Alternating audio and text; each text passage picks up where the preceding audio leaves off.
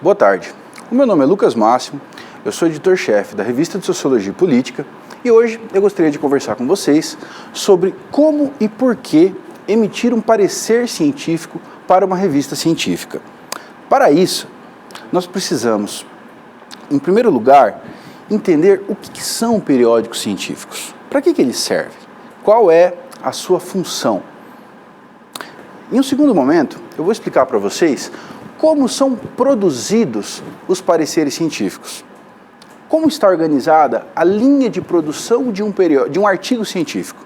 E, em terceiro lugar, eu vou explicar para vocês qual é a função do parecerista dentro desta linha de produção. Ora, o que é um periódico científico? Se eu apresentar para vocês algumas das revistas mais importantes no campo da ciência política, da sociologia, das relações internacionais, certamente nós pesquisadores que trabalhamos nesta área, nós já nos deparamos com estas siglas. Nós já ouvimos falar na revista Dados, já ouvimos falar da Revista Brasileira de Ciências Sociais, já conhecemos também a revista da qual eu sou editor, a Revista de Sociologia e Política. Pois bem, eu convido vocês a dar um passinho anterior e se perguntar o que é uma revista. O que é um periódico? Ora, em primeiro lugar, um periódico é um empreendimento de comunicação científica. Como tal, ele precisa exercer, no mínimo, 3 funções que são elementares. Um periódico científico, ele vai divulgar resultados de pesquisa. Um periódico científico, ele vai qualificar a produção acadêmica. Um periódico científico, a sua terceira função que eu vou abordar com vocês hoje, é mensurar o trabalho dos cientistas, isto é, criar indicadores de produtividade da atividade científica. Vamos examinar essas 3 funções de forma um pouco mais minuciosa. O que nós queremos dizer com divulgar resultados de pesquisa? Ora, isso significa nada mais, nada menos do que tornar público o resultado do trabalho acadêmico. Isso significa divulgar o produto da investigação científica à comunidade. É através desta função, da função de divulgação, que nós revelamos as descobertas científicas. Através dos periódicos científicos, ao exercer essa função, qual seja, divulgar resultados de pesquisa, com isso, eles se comunicam com outros públicos, que não aquele estritamente acadêmico. É interessante eu contar para vocês uma característica, um fato que aconteceu dentro da Cielo. A Cielo, como todos sabemos, é uma coleção que reúne uma série de periódicos, dentre os quais a Revista de Sociologia e Política. E a Cielo surgiu lá em 1996 como uma frente, uma organização de revistas da área de saúde pública. Com qual objetivo? Com o objetivo de colocar na internet os artigos que estavam sendo divulgados somente na forma impressa. Pois bem, hoje o Cielo ele é uma das referências na publicação científica brasileira. E é razoável, é comum, vez ou outra acontece de editores da área de saúde receberem demandas de pacientes que querem se informar sobre as suas próprias doenças. Vejam, o que está acontecendo aqui? O editor, a revista, ela está funcionando como uma espécie de intermediário entre aquele que produz o conhecimento e aquele que vai consumir o conhecimento. Essa é a primeira função que nós estamos nos referindo aqui aos periódicos científicos, a divulgação dos resultados da pesquisa. A segunda função, melhor dizendo, de um periódico científico é oferecer às agências de fomento critérios objetivos com os quais essas agências vão distribuir recursos. Ora, nós sabemos que o conhecimento científico, ele é um produto muito caro. E ele é, no Brasil, financiado, sobretudo, por recursos públicos. Portanto, agências como a CAPES, agências como o CNPq, aqui no Paraná, agências como a Fundação Araucária, precisam de alguns critérios para distribuir os recursos. A publicação bem avaliada pela comunidade ela vai oferecer um desses critérios. Por quê? Porque se um pesquisador publica em um periódico bastante conhecido, isto pode ser um indicador de que aquele trabalho, o trabalho daquele cientista, é um trabalho de qualidade elevada. Esse é um trabalho que deve ser, portanto, remunerado, ele deve ganhar recursos públicos.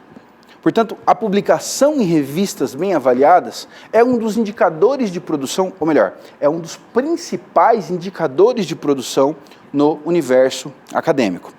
Então, eu dizia para vocês que a revista ela tem como função tornar público os resultados da pesquisa.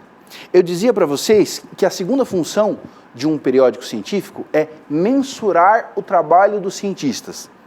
E qual é a terceira função de uma revista acadêmica? A terceira função é qualificar a produção acadêmica. Por quê?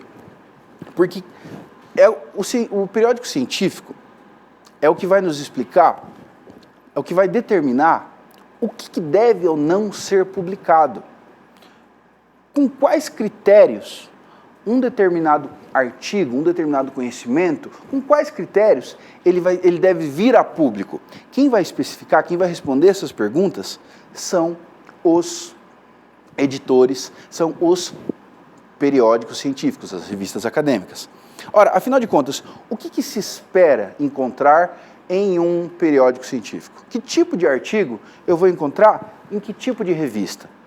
Notem que nós estamos com isso escalonando, hierarquizando, qualificando a produção acadêmica.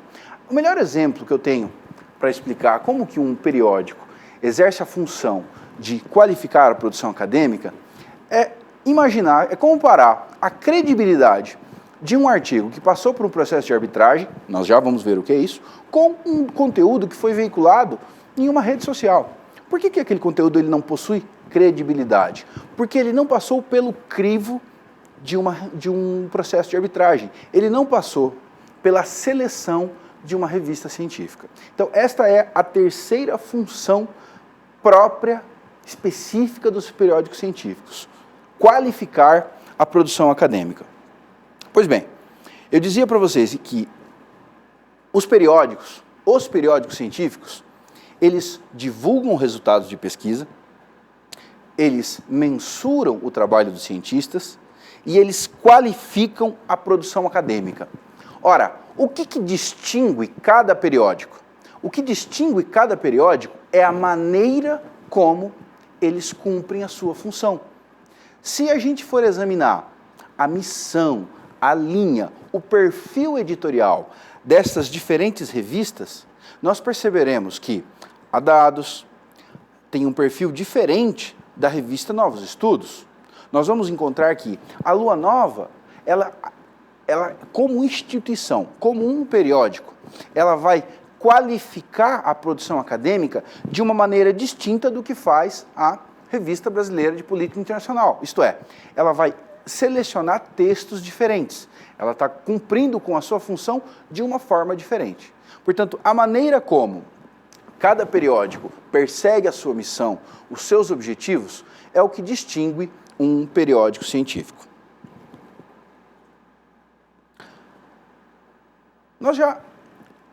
Com isso, nós já temos condições de entender o que significa afirmar que um periódico científico é um empreendimento de comunicação.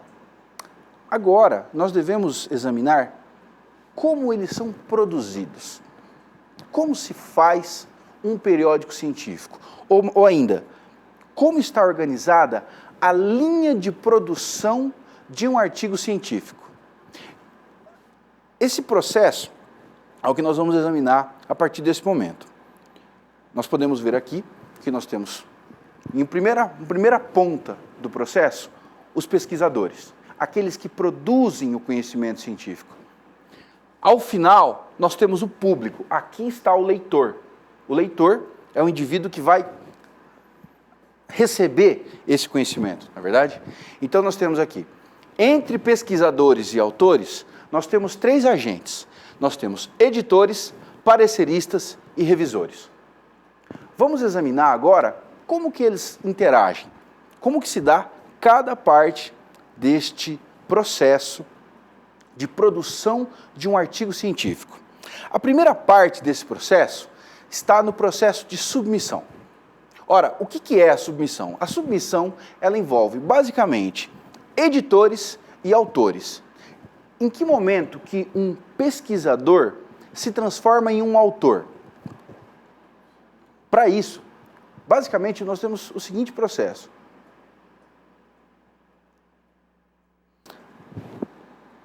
O primeiro passo para a produção de um artigo científico começa com a produção dos capítulos. Após a produção dos capítulos, nós, pesquisadores, temos que qualificar esse texto, seja como uma dissertação, seja como uma tese, e nós temos que defender esse texto e essa tese. Com isso, a gente já passou por um primeiro processo de avaliação. O nosso conhecimento, nós, pesquisadores, já nos submetemos a uma primeira forma de avaliação. Depois que a gente obteve o nosso título, o nosso trabalho foi validado por essa primeira banca, nós vamos enviar os nossos artigos, os nossos capítulos, para congressos científicos. Nos congressos científicos, nós vamos ter um segundo momento de avaliação. É lá, no congresso científico, que pessoas que eu não conheço, que não são da minha universidade, que eles vão examinar o meu trabalho, eles vão colocar questões ao meu trabalho. É por esta época que nós dizemos que um texto está pronto para se transformar em um artigo. Vejam, nós já passamos pelo momento da qualificação, nós já passamos pelo momento da banca e nós já passamos pelo congresso científico. A partir desse momento, nós estamos em condições de elaborar um artigo, isto é, transformar aquele texto que saiu da nossa dissertação em um artigo científico. Uma vez que essa etapa foi cumprida, aí vem um momento muito importante. Qual? O momento de escolher em qual periódico eu vou publicar. É por isso que é fundamental que os autores tenham acesso à missão do periódico, tenham acesso em páginas de internet, em editoriais, mas é fundamental que as revistas acadêmicas, elas informem o seu leitor qual é o seu perfil editorial. Por quê? Com base nessas informações, os autores poderão escolher se o seu trabalho está mais adequado para esta ou para aquela revista. Depois que o autor realizou a escolha do periódico, aí nós vamos ter de fato o processo de submissão, que é o momento em que um autor vai enviar o seu artigo, ou melhor, a sua proposta de artigo, para um determinado periódico. Com isso, nós passamos à segunda fase do processo de produção de um artigo, que é a fase de avaliação. Ora, em primeiro lugar, então nós temos aqui, nós já vencemos a parte da submissão. Estamos nos referindo agora, portanto, à fase de avaliação. Os autores, eles já não entram mais no processo de avaliação. A função do autor, a parte do autor já acabou com a submissão. A partir de agora, nós teremos o quê? Em primeiro lugar, editores estipulando normas. Qual deve ser o padrão de referência? Qual deve ser a quantidade de palavras? Qual deve ser a quantidade, o limite de páginas do meu artigo? Essas são normas estipuladas pelos editores. A primeira fase do processo de avaliação, propriamente dito, consiste em verificar se aquele artigo está adequado àquelas normas. Isso se chama Desk Review.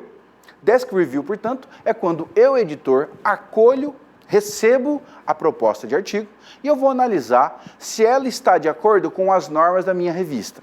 Mas também é fundamental que neste processo, eu, editor, avalie se aquela proposta de artigo se coaduna com o meu perfil editorial. Não raro, autores enviam os artigos para as revistas sem ponderar se a sua provável contribuição é de interesse dessa revista. É isto que está sendo analisado no que nós chamamos ali na Revista de Sociologia e Política como Desk Review.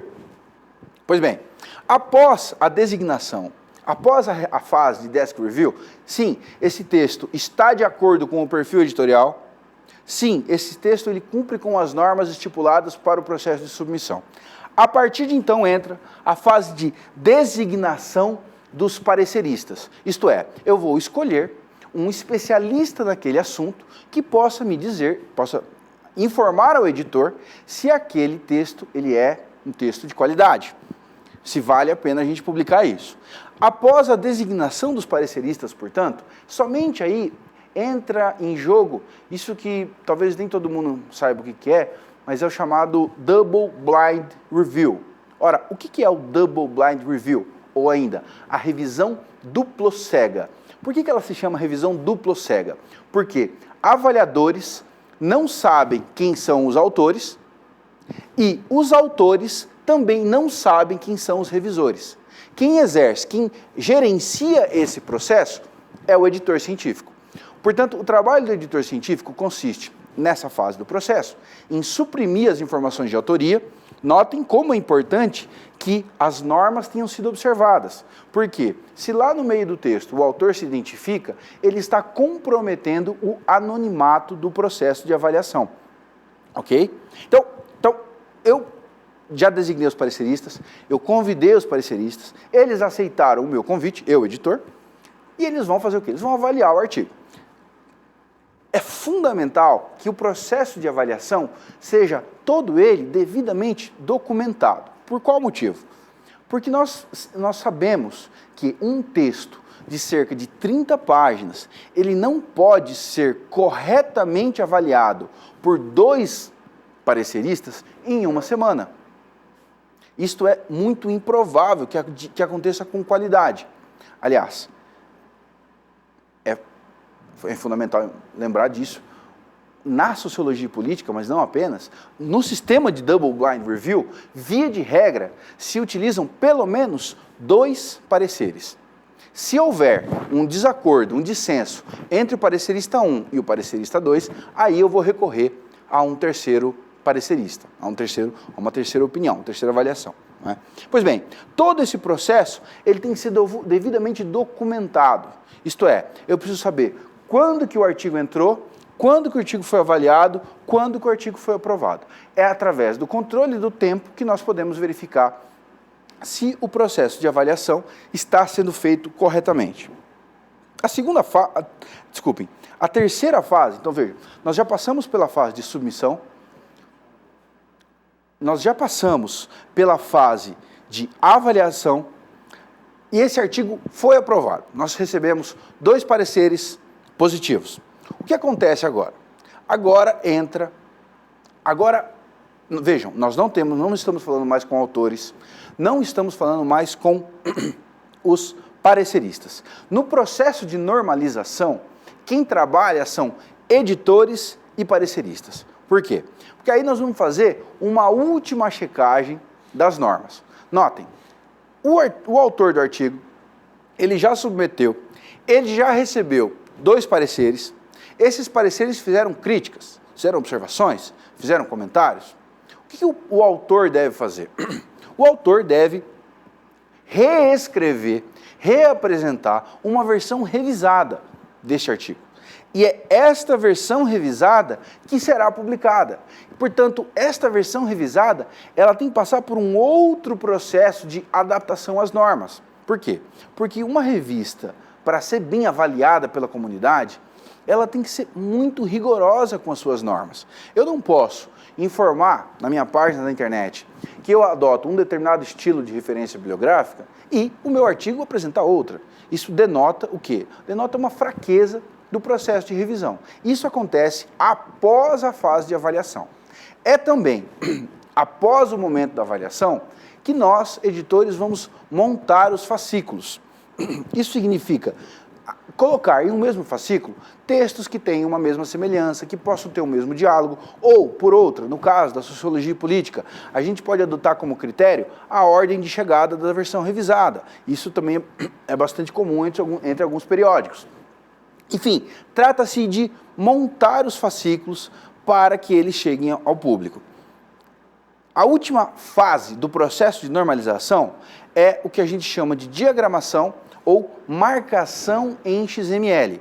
Basicamente, trata-se de preparar o artigo para ser publicado.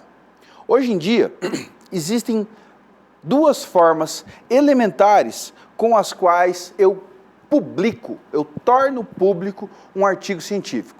Quais são elas? Ou eu vou imprimir a minha revista e distribuí-la em bibliotecas, em feiras, em congressos, ou eu vou colocar o meu artigo em uma página na internet. Como é que isso funciona? Nós podemos ver aqui, ó. Aqui nós temos a linha de produção de um artigo científico, ok? Até aqui, nós estamos trabalhando com um arquivo de Word. A partir desse momento, se eu procuro atingir o meu público com um arquivo, com uma revista impressa, eu vou ter que diagramar ela de uma determinada maneira. Isso, aqui eu estou apresentando para vocês o símbolo do InDesign, que é um programa de diagramação bastante utilizado nesse processo. Mas ela tem como finalidade entregar ao público um exemplar impresso em papel. Mas também é muito comum hoje em dia que os artigos eles cheguem aos seus leitores na forma de arquivos em PDF. A publicação eletrônica, a publicação online, exige um outro processo, que é esse processo de marcação em XML. Okay? Portanto, aqui a gente pode ver em conjunto qual é a linha de produção de um periódico. Com isso, eu espero ter esclarecido para vocês como funciona a produção de um periódico científico. Ora, nós já sabemos o que é uma revista. Uma revista é um empreendimento de comunicação. Nós já sabemos como ela funciona. Eu creio ter esclarecido para vocês de que forma que um artigo é produzido, como que ele é submetido, como ele é avaliado, qual que é a ordem do processo. A partir de agora, nós podemos chegar o terceiro objetivo dessa atividade. Qual é a função do parecerista? Como o parecerista influencia o conteúdo de uma publicação?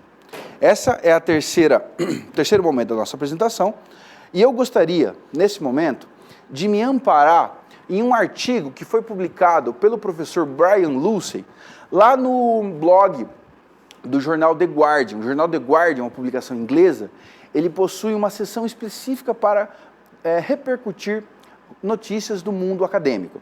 E neste blog, o professor Brian Lucey, ele publicou um artigo com 10 dicas sobre como fazer um parecer científico.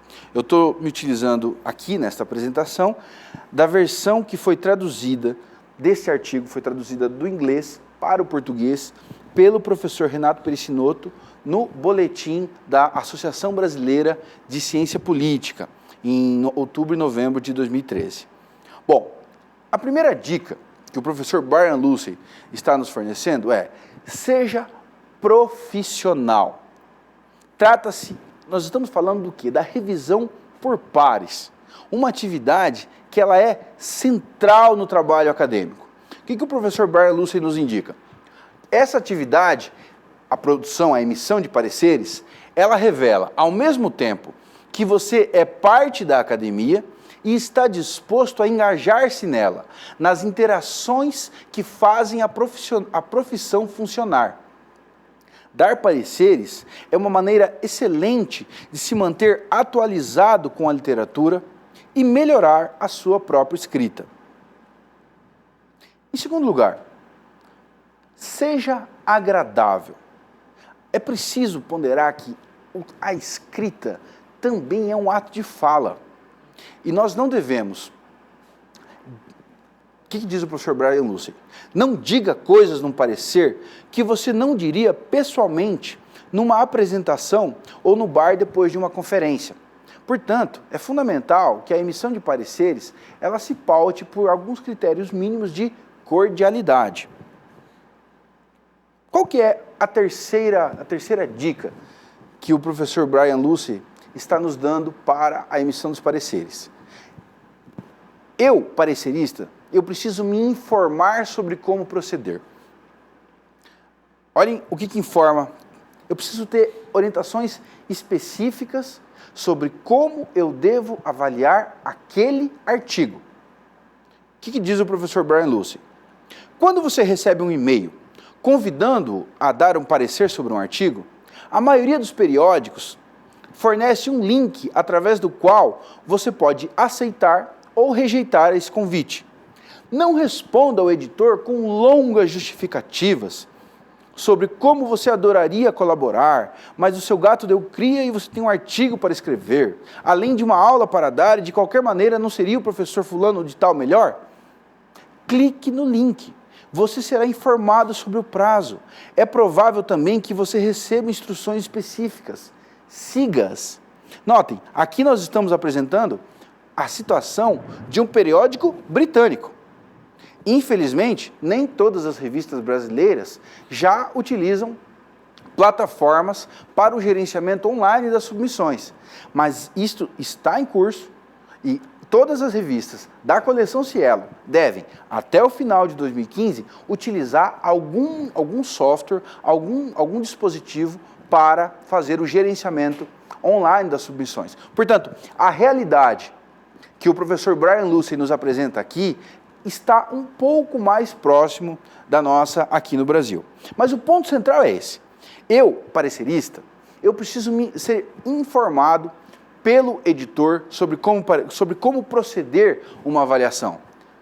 Isso implica em ler um convite, em colocar dúvidas, em suma, a comunicação entre o parecerista e quem convida o parecerista, ela é vital, ela é essencial.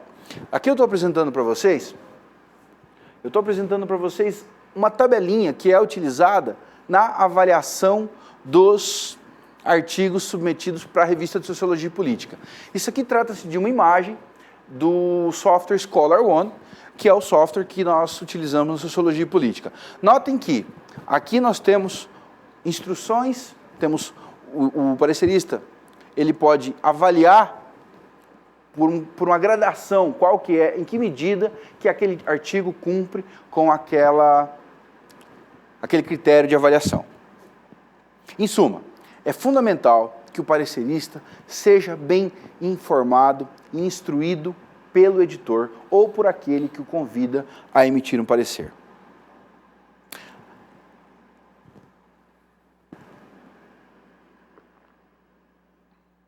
Isso pode parecer um pouco trivial, mas é fundamental que o parecerista seja prestativo. Esta é a quarta dica do professor Brian Lucey. O parecer, ele deve mostrar como corrigir os problemas do texto. Vamos ver o que diz o professor Brian Lucey.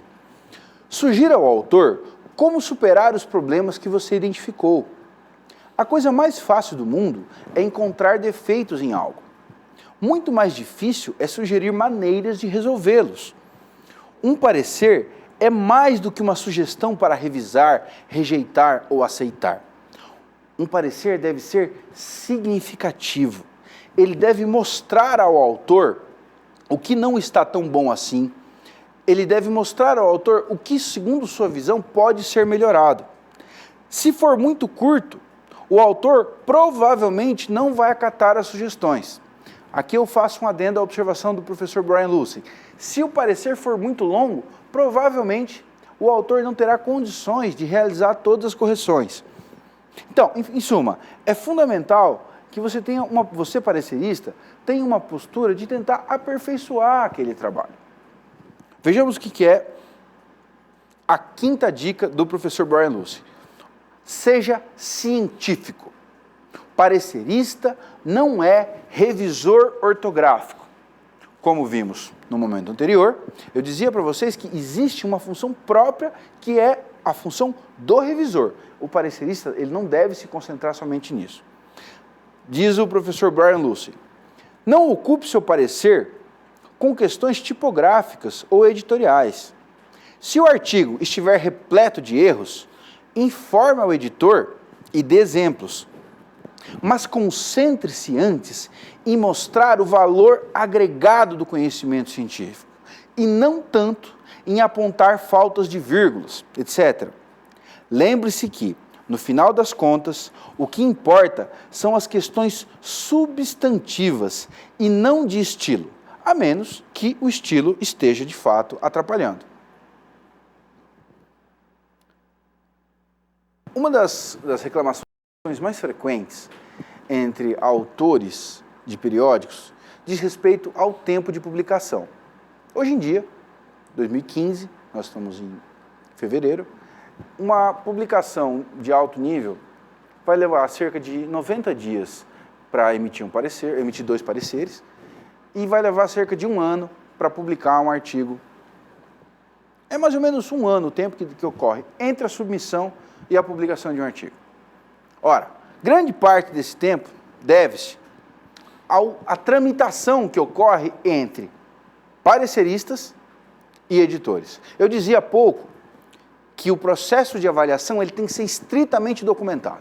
Portanto, qualquer editor precisa, obrigatoriamente, controlar os prazos em que um artigo está em avaliação.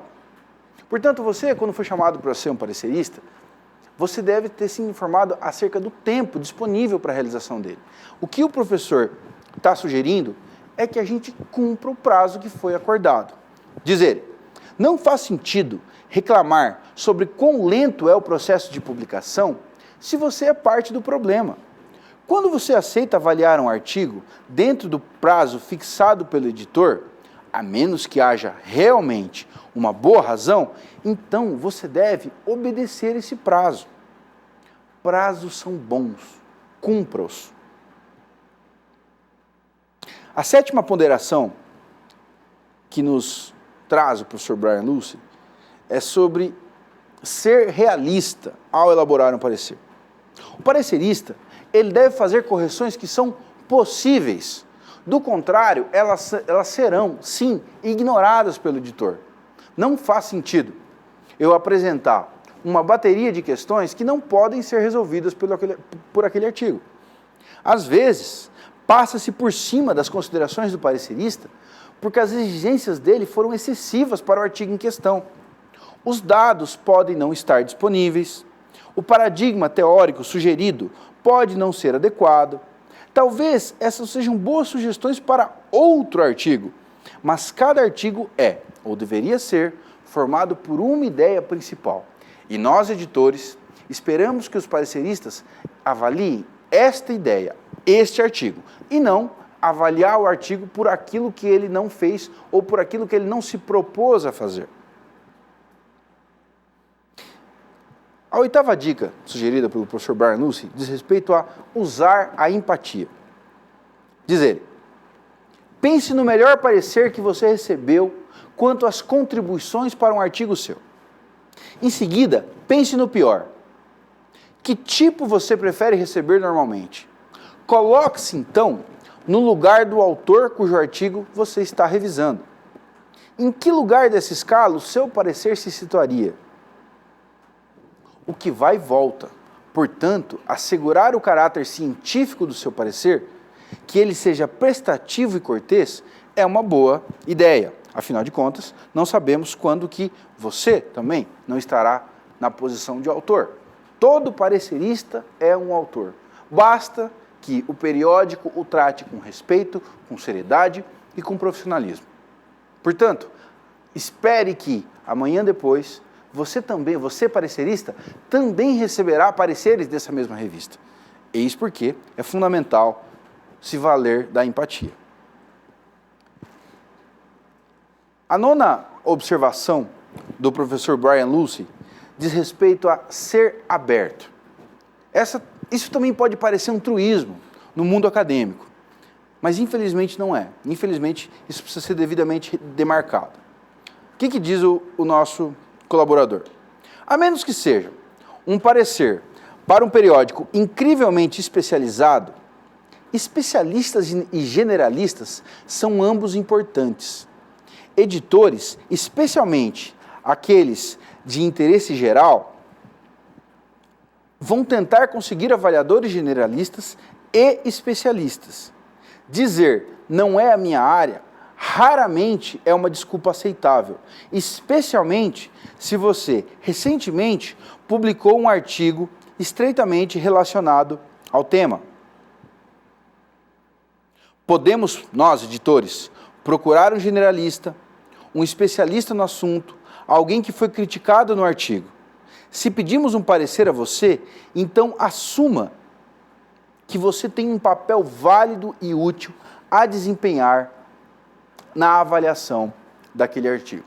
Em suma, você foi escolhido por um editor para emitir um parecer. Via de regra, essa escolha é feita com equilíbrio e ponderação. Por quê? Porque se trata de uma avaliação anônima.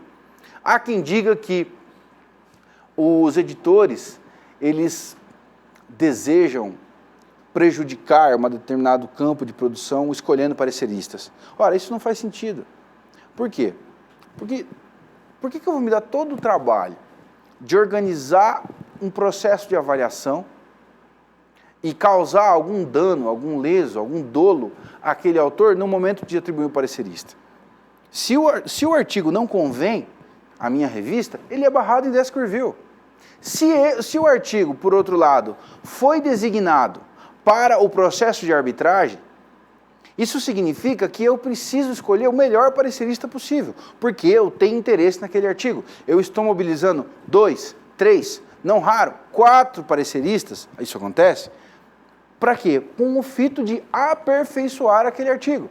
Não faz sentido, portanto, que eu escolha um parecerista que vá desqualificá-lo. É por isso que a escolha do parecerista, ela é uma das atividades mais delicadas e mais críticas dentro do processo de produção de um periódico.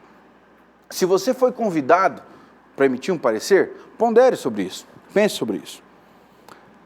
E a última sugestão que o professor Brian Lucey nos faz acerca de como emitir um parecer é ser organizado. Notem, no início do seu parecer, apresente uma ou duas sentenças que resumam rapidamente o seu parecer. Em seguida, forneça informações sobre os seguintes pontos: a estrutura do trabalho, a qualidade da fonte de dados e do método utilizado, questões específicas sobre o método e a metodologia de investigação. Sim, há uma diferença entre isso. Sobre o encadeamento lógico daquele argumento, ou ainda, sobre a falta deste encadeamento lógico. E, por último, a validade da conclusão. Por fim, faça comentários sobre o estilo, o uso das vozes gramaticais e questões relativas ao léxico, dando sugestões de como melhorá-las. Portanto, é fundamental que ao elaborar um parecer, você se perceba como em um ato de comunicação, em primeiro lugar, com um editor científico. Pois esse editor, ele vai se pautar pela sua recomendação para tomar uma decisão naquela proposta de artigo. Em segundo lugar, é preciso que o seu ato de fala, isto é, o seu parecer escrito, ele comunique claramente ao autor as razões da sua recomendação. Ora, eu recomendei que este artigo fosse recusado. Por qual motivo? O que fundamenta? Qual que é o problema do artigo que, na opinião deste parecerista, não deve justificar a sua publicação, o seu aceite pelos editores? Isso é fundamental. Trata-se, portanto, de elaborar algo de forma organizada. Eu vou apresentar para vocês agora, rapidamente, um documento que era utilizado pela Revista de Sociologia e Política até o ano passado, era o formulário que nós utilizávamos na Revista de Sociologia e Política para emissão de pareceres. Eu dizia há pouco que nós migramos para uma outra plataforma, a plataforma Scholar One. E este material não se encontra mais, não é mais utilizado pela revista. Contudo, nós tornamos ele público, qualquer pessoa pode fazer o download desse documento, basta que acesse esse link que a gente colocou aqui para vocês, e vocês poderão examinar, poderão baixar esse documento de Word. Como é que ele está organizado? Notem, em primeiro lugar, eu estou informando aqui, neste setor do parecer, eu estou informando qual que é o meu nome, qual que é o meu e-mail, qual é a data que foi enviado o artigo e qual que é a data em que eu estou retornando o parecer. Notem como que aqui está havendo aquilo que eu dizia há pouco, que é o controle rigoroso do prazo do processo de avaliação. O segundo bloco desse documento diz respeito às recomendações gerais. Segundo esse documento, você, parecerista, pode recomendar a rejeição. Este manuscrito não é adequado para ser publicado na Revista de Sociologia e Política. Você pode recomendar o aceite. Trata-se de uma importante contribuição. Necessita apenas de pequenas revisões. Mas também você pode recomendar que esse documento requeira uma revisão ou uma revisão completa. Pode ser uma boa contribuição, desde que revisto, ou este manuscrito tem pouca possibilidade de ser publicado, pois exige uma revisão extensa. Pois bem, essas são as recomendações gerais que você parecerista, fará ao editor que o convidou, através do parecer. E aqui, você também pode, nesse formulário, oferecer uma análise de qualidade do manuscrito, qualidade dos dados utilizados, a importância do problema. Nesse documento, você pode dar notas que vão de 0 a 10, para cada um dos critérios utilizados pelos pareceristas, pelos editores, desculpa. E aqui, nesse último campo, é onde você, parecerista, vai informar, você vai se comunicar diretamente com o autor daquele artigo. Portanto, a lista de recomendações, o parecer propriamente dito, ele entra nessa última fase. Passamos agora, eu quero apresentar para vocês, a título de conclusão dessa atividade, quais são os erros mais frequentes que ocorrem na elaboração de um parecer científico. Erro número 1, a leitura filosófica de um artigo científico. Eu vou apresentar para vocês alguns comentários que foram feitos no campo de comentários confidenciais aos editores. Notem como que este parecer, que eu vou ler para vocês agora, ele é ininteligível, como que ele não tem objetividade. Diz o parecerista: o autor revela amplo conhecimento dos processos históricos. Todavia, revela impropriedades gnosiológicas, um ecletismo soberano. Já no resumo acanhado aparece o termo da noção de contra-revolução. Contra-revolução burguesa não é uma noção, mas sim uma categoria ontológica, um modo determinado de ser e ir sendo no interior da luta de classes. Ora, o que eu, editor, faço com isso? Em primeiro lugar, eu preciso me dirigir, consultar o dicionário, para entender o que o parecerista está dizendo. Isto é o que nós estamos chamando da leitura filosófica de um texto científico. Ora, filosofia e ciência são coisas diferentes, são domínios diferentes do mundo acadêmico. Eventualmente, um parecer elaborado para uma revista da área de filosofia tenha que se valer da linguagem como instrumento. Mas aqui, no campo científico, no campo específico da ciência política, é preciso que o seu parecer seja objetivo, claro. Erro número 2. Mais uma vez, o que eu vou ler para vocês foi apresentado no setor do parecer, do formulário do parecer, que são os comentários confidenciais aos editores. Diz o parecerista: o artigo está bem escrito, é original na metodologia e no recorte analítico proposto e aborda um tema relevante. Como estudo de caso, oferece a possibilidade de compreender o caso e permite pensar o problema no âmbito de forma mais ampla. Ora, o que isto significa? Rigorosamente nada. Como estudo de caso, oferece a possibilidade de compreender o caso. Esse é o típico caso de uma leitura desinteressada do artigo científico. É mais um erro que nós devemos evitar na elaboração de pareceres. Agora, eu vou ler para vocês isso que eu estou identificando como uma leitura irritada de um artigo científico. O que o autor escreve o que o parecerista escreveu ao autor? O texto é extremamente banal e superficial, além de constituir uma mera compilação bibliográfica. Pode ter algum mérito como texto didático, mas não é apropriado para uma revista especializada. Ora, isto é um parecer mal educado.